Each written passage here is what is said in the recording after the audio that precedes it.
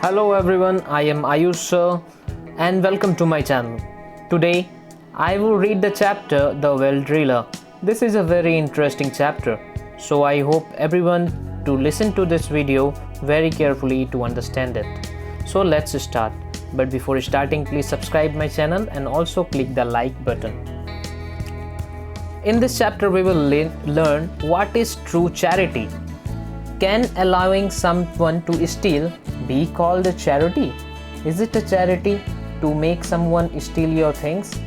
So this we will learn in this story. This is a story you won't find in the newspapers. Nowhere else you can find this story. It didn't change the world. Though it didn't change the world a lot, but the course of events or even someone's mind. So someone's mind can be changed from it. No, we are not telling that the whole world can be changed. It isn't complicated or deep. This is a very simple story about a good man, who did a great thing. Okay, now Leslie Mchugh. So this is the name. Leslie Mchugh was my grandfather. Means the speaker's grandfather's name is Leslie Mchugh. He drilled water wells in Indiana and started his business during the Great Depression. So there was a time when there was a Great Depression, there were lack of jobs and people were jobless.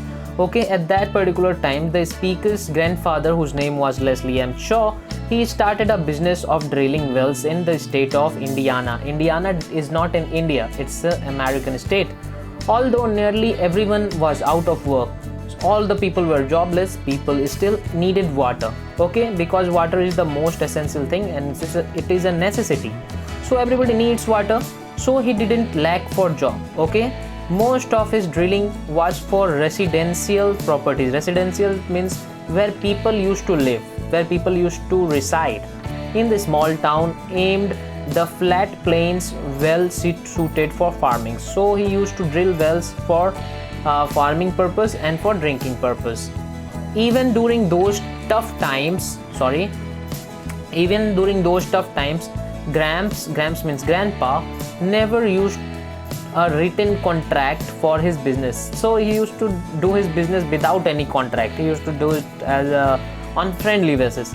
He had faith in the integrity of his neighbor. He always believed on his neighbor, and he always believed that a discussion and a handshake were good enough. So these were the 2 points. A discussion and a handshake were good enough to go on. So only just having these 2 points, discussion and handshake, it was just enough for our grandfather Gramps to carry on his business. My grandmother often voiced her misgiving. Often voiced means often she raised her voice against against misgivings about these arrangements. Our grandmother always used to say that please, you should make an agreement between your customers that at the time when they will get the well ready or after your work, they should be paying you back. Okay, but Gramps was not one to say not to a family in need of water. But Gramps was a very kind personality and he always says that no, whatever will be the consequence, he will help the other people. So as we can see here, he is the grandfather Gramps, M. Leslie Mchugh. He is drilling a well. Okay, now going to the next page. It wasn't so much that Nana means Nana. Who's Nana? Nana is our grandmother. It was not so much that Nana minded him doing the work. She was proud. Our grandmother was also proud of her industrious husband. Okay, industrious means laborious. He used to work very hard. It was just that in those days it was awfully hard to get paid for what you did. But Gramps assured her that she need not worry. He was sure it would all work out in the end. And did she have any more of that good sugar cream pie left over? So he always used to be in a very generous and kind mood. He always believed that people will give him his wage, and it always did work out. Okay, Gramps would drill a well. After his drilling of well for farmers in a later in a week, a whole basket of eggs. So what he used to get for his wages? He used to get a basket of eggs, would appear on the front doorsteps, then another and the another, until one day they would just stop coming. The drilling was paid for, debt fulfilled. So the people used to give him the wages in the form of things, in the form of food, not in the form of money. One morning, a dairy farmer showed up with the payment of a back of his Ford pickup. He pulled into the gravel drive, dropped a tailgate, and lifted and hefted on his shoulder a whole side of freshly butchered beef. So he bought a freshly butchered beef for him.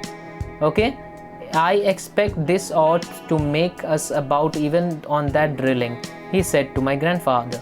Gramps was always agreed. So this time also he didn't got the money, but he got a piece of beef. There wasn't much room in his house for a side of beef, but it was winter time in Indiana. So the slab stayed fresh under the moistened cheesecloth. Moistened cheesecloth means it's a cloth, it's a covering to cover up the meat and all, to keep it fresh. Each day, Nana, means grandmom, would step out onto the cold porch, select a prime cut of meat. She used to take a meat piece and carry it back into the kitchen to prepare for evening feast. She guarded the meat like it was pure gold, because everybody was hungry during that time, during the time of recession or depression. So everybody needs food, and they are having a lot of meat inside their house. So Nana used to protect it. After a few days, Nana noticed that the cheesecloth had been moved. She asked Grandpa if he had touched the beef. He hadn't.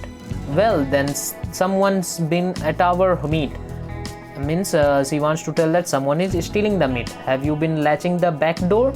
Once again, my grandfather told her not to worry. Please do not worry. She probably had moved the clothes herself and had simply forgotten.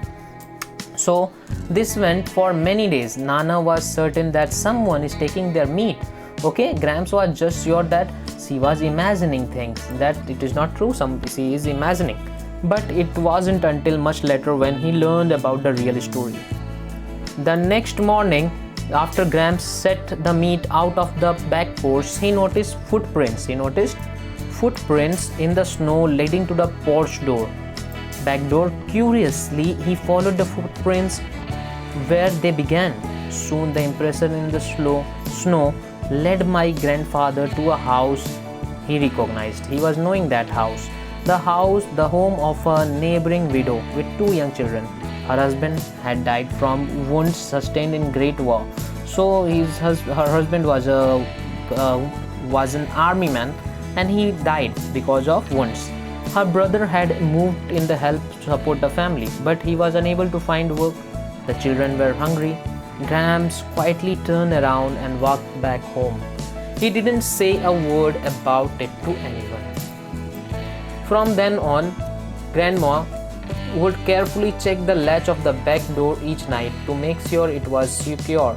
Then Grandpa, after waiting for Nanas to go to bed, would return to the porch and release the latch again. Okay? Grandma never knew about the family they were helping to feed that winter. So unknowingly, grandmother is also helping the family, because grandpa is always coming and opening the latch. If she would have baked some pie, stopped by for a visit, and tried to help in only way she knew how.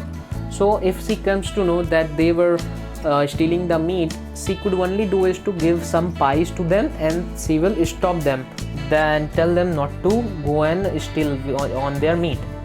But grandpa's understood a man's pride, and he knew it was not the right thing to do. It was better this way. Whatever they are doing, okay, let it be, because they are also having the meal, and the woman now is also having the meal. The truth is, I don't know any of this firsthand. I know the story of the beef on the porch from my father's telling. So the speaker is saying that he came to know about this story from his father. It was father who would follow the footprints that day and unlatch the door each night. I have asked my father to repeat the story many times over the years.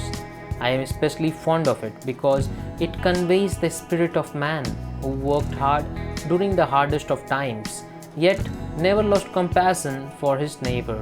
And because that man happens to be my grandfather. So my grandfather was a very generous and kind person. He always used to love his neighbors and always being compassionate during the time even when nobody was having any job. So if I have expressed some measures of pride in my father's voice when he tells his story, and in my heart when I hear it, so I always used to feel proud on my father. Then I have told this story to the well dealer well. So after this I used to tell this story always, and this is how this is the writer Mary Jane Mchugh, and I always recognize my grandpa as a Santa Claus to that woman, to that helpless woman with 2 children. So we are very much proud on our grandfather that he always helped them. So this was the whole story. I hope it is very nice and it was very interesting. So please click the like button and also share it. Thank you. Bye bye.